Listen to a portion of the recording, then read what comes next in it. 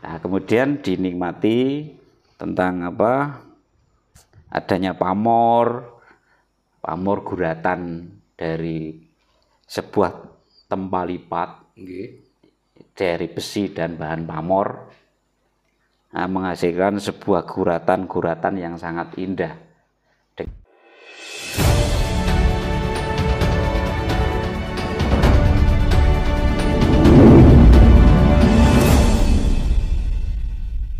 Dilanjutkan terkait dengan keris ini. Ya ini kan kebetulan saya itu sebagai hanya pelestari ya, untuk bisa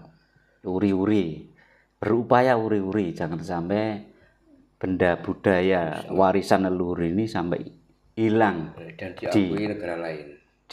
apalagi diakui negara lain. Padahal dunia saja melalui organisasi budaya PBB melalui UNESCO itu di 2005 sudah diakui bahwasanya keris merupakan warisan dunia milik Indonesia. Ya. Nah, seperti ini kan Solo ini. Dua-duanya Solo, Pak. Solo ya. Ini ladrangnya. Nggih. Ladrang. Kemudian ini gayamannya. Gayaman. Bedanya untuk apa? Untuk acara? Ya ini untuk resmi. Ini untuk biasa. Untuk itu biasa atau pertemuan biasa. Tapi kalau ini upacara resmi. Untuk kalau dulu pisowanan para punggawa, para prajurit, para Nayaka Praja ya pakai ini kalau resmi upacara ini. Makanya kalau dibuat di busana pengantin ya pakai ini. Harus ladrang. Bukan diharuskan tapi trepnya, pasnya ya pakai ini. Pakemnya pakai ini. Untuk busana pengantin Solo. Oke. Iya. Kalau ini untuk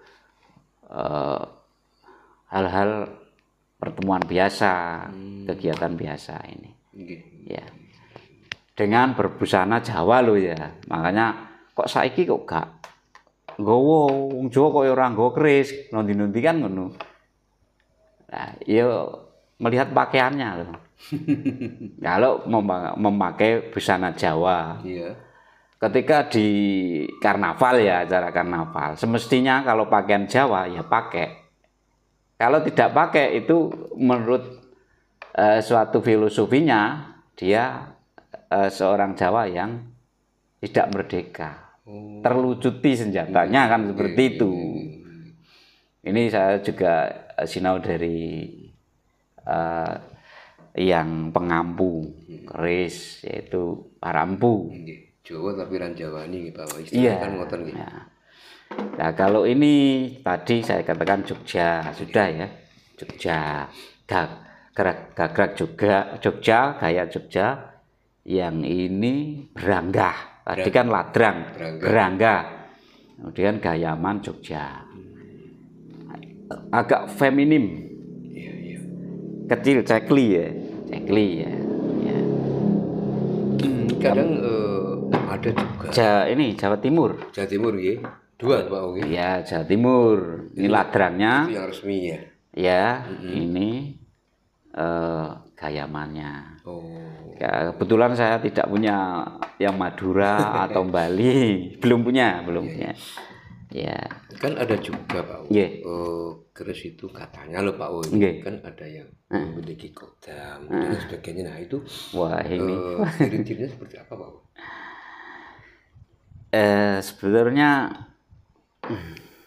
Sebetulnya keris itu ada 3 sisi ya. Ini sudah masuk filosofi tentang kesejatian hidup atau mengupas dari jati diri manusia. Ya. Ini kan ada 3 sisi. Ada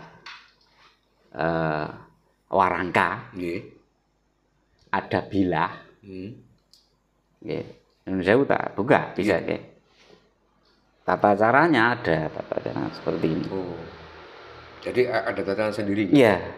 Kita untuk menghormati karya leluhur kita, bukan menyembah, bukan.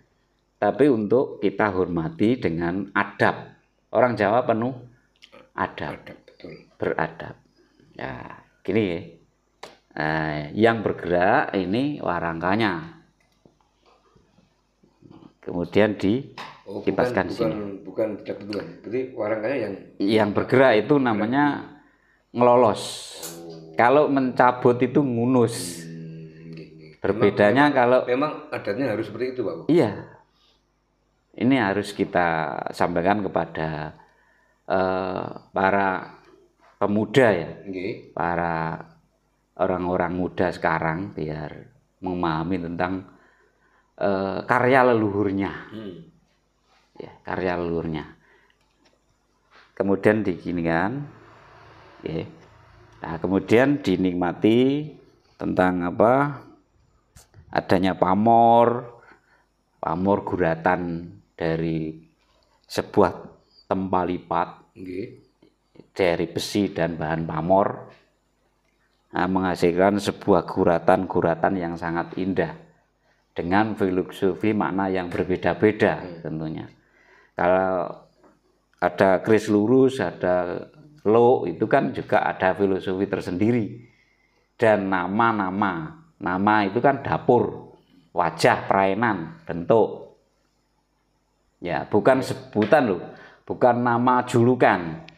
Keris itu ada dapur, kemudian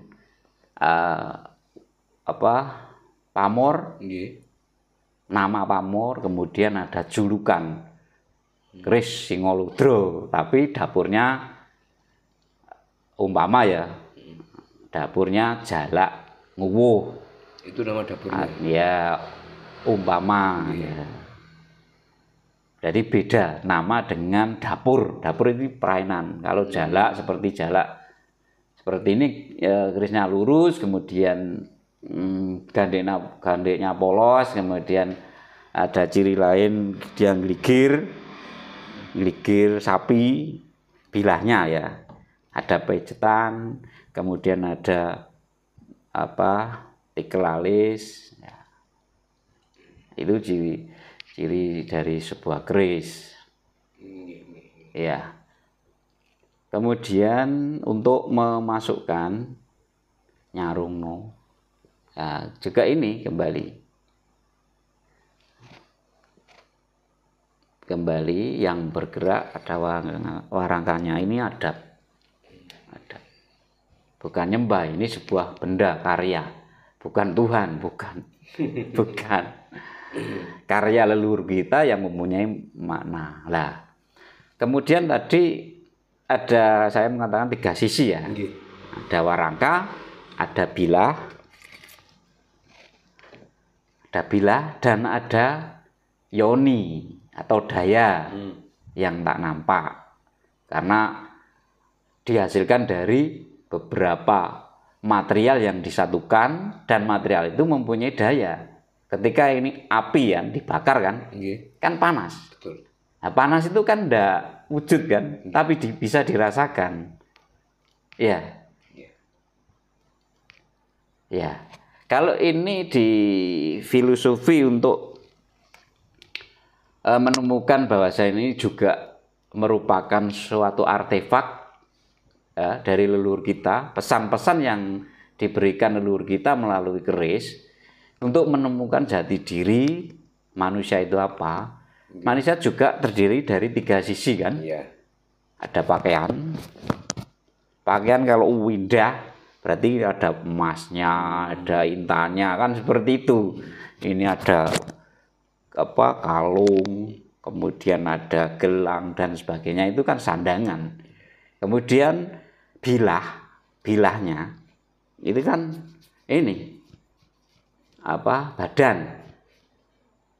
Dan kalau yoni dayanya tadi adalah jiwa. Kodam itu bukan, beda lagi. Nah, itu salah pemaknaan atau salah ngarani, atau salah salah kaprah. Karena tadi tidak nampak Daya kan tidak nampak. Seperti HP mempunyai bisa nyala, bisa bergerak, bisa berbunyi, ya sama. Kan juga benda, tapi mempunyai daya. Ya. Ada casing, ada perangkat keras dalamnya, kemudian ada perangkat lunaknya, aplikasi dan sebagainya. Ya. Sama. Yang dihasilkan dari alam. Ini juga dari alam. Dari alam.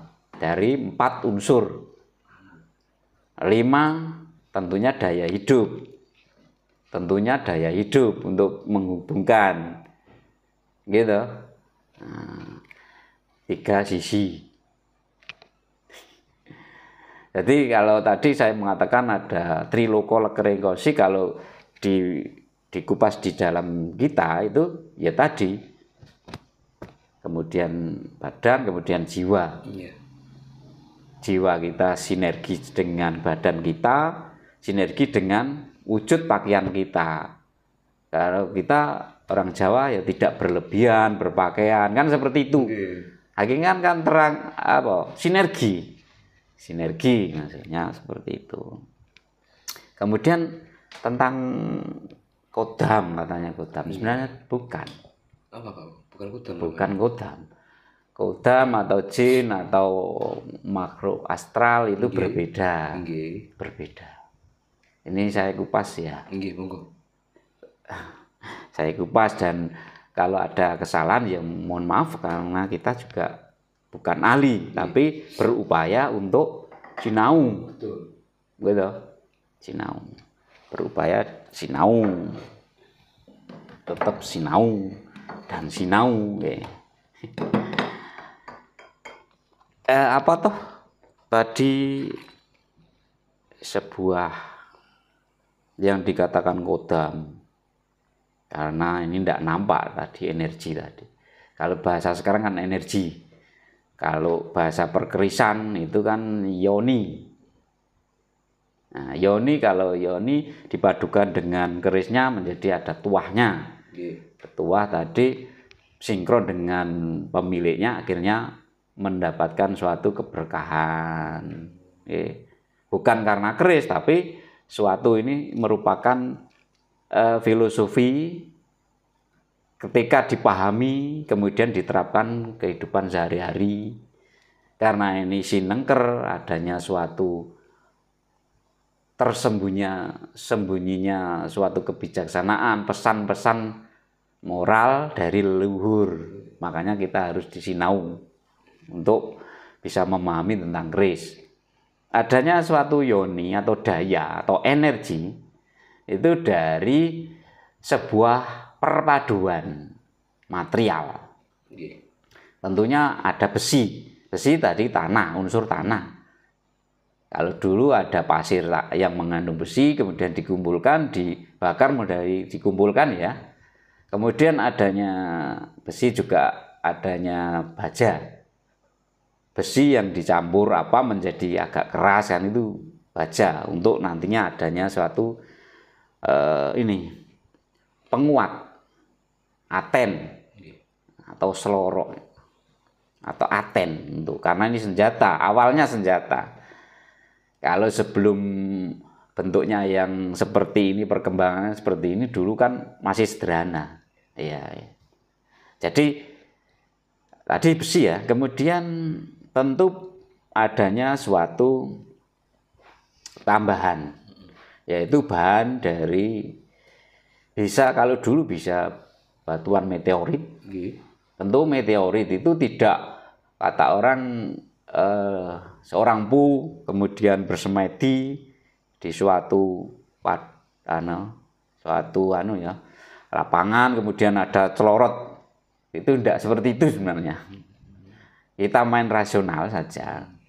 Bahasanya kalau dulu itu bumi kita sangat lama, terbentuknya kan sangat lama, jutaan tahun.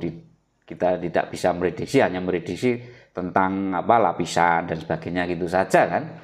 Ya, tentunya ada batuan-batuan langit yang masuk ke atmosfer. Ya toh, akhirnya berserakan di hamparan bumi. Nah, itu di situ ada mineral yang mengandung meteorit. Nah, meteorit itu ada kandungan ya materialnya, tentu ada nikel, banyak nikelnya, ada emasnya, tembaga, ya. Kemudian kalau diteliti lagi ada lithium, titanium juga ada mungkin kalau itu diteliti lebih dalam ya. Ya itu masuk unsur dari tanah. Tapi ada unsur dari luar tadi. Artinya ini juga terlahir dari Bopo Akoso Ibu Pertiwi. Orang Jawa mengatakan seperti itu. Perpaduan, karena itu perpaduan untuk bisa mewujudkan suatu pembabaran suatu keris. Lahirnya sebuah karya yang adiluhung. Kemudian adanya api. Ya, api.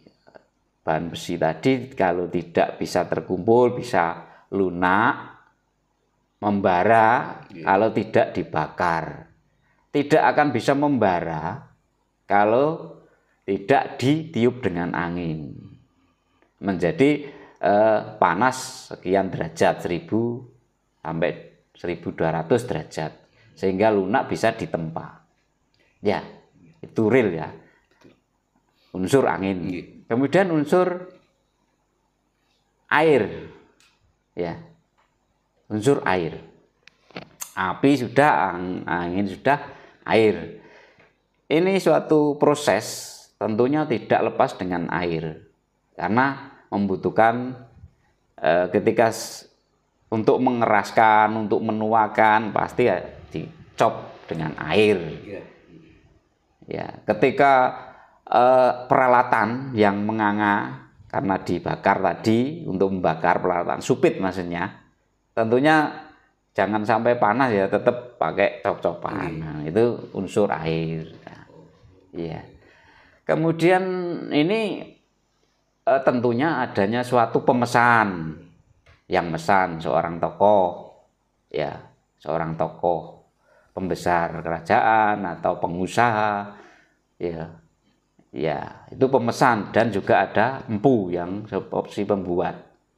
Ini kan juga seorang empu sudah mumpuni. Kalau sekarang itu paling tidak tingkatan keilmuannya itu sudah tingkatan ketiga, 4. Bisa dokter atau profesor. Ya, itu karena ada diklasifikasi tentang keahlian, ya. Seorang empu mumpuni tentang perhitungan Jawa, petung, ilmu apa ya, membaca karakter orang. Ilmu apa itu, Mas? Membaca karakter orang ini deteknya sekian, kemudian pekerjaan ini cocoknya kerisnya ini, nah, gitu loh maksudnya. Ya, ya itu kemudian juga tentunya pasti ilmu metalurgi untuk memilah dan memilih tentang material, ya, material besi dan sebagainya tadi. Kemudian ilmu tentang spirit, jiwa, spirit, jiwa yang hidup, gitu, jiwa yang hidup, spirit, bukan otak saja tapi jiwa juga hidup. Tentunya untuk bisa berhubungan dengan energi tadi, tentu ada spiritnya. Makanya 5 unsur, tetap materialnya 5, daya hidup, spirit tadi, ya, itu menaungi, ya. Ini real rasional.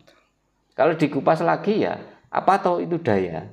Ya tadi dicoba secara kasat mata tidak dengan keilmuan atau suatu penelitian kan, cukup ini panas, berarti kan ada energi itu bisa dirasa gitu. Angin ketiup loh, ada rasa.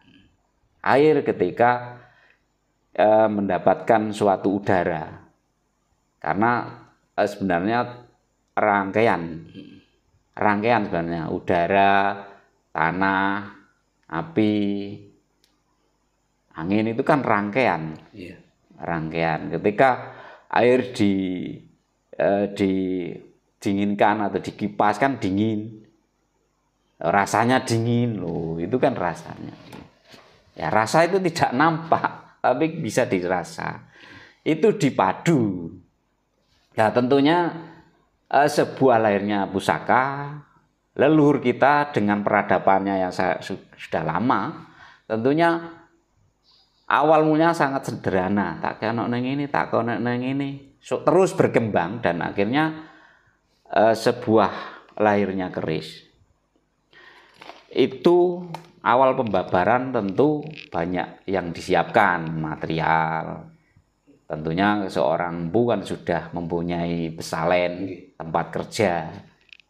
Kemudian pembantu, ada panjak yang tukang ubub, ya tukang ubub. Sekarang kan blower. Dulu tukang ubub, ada tukang malu, ada tukang ngopeni geni, pawone kuwi ya. Nah, yang untuk bara ada arangnya itu loh. Ya itu.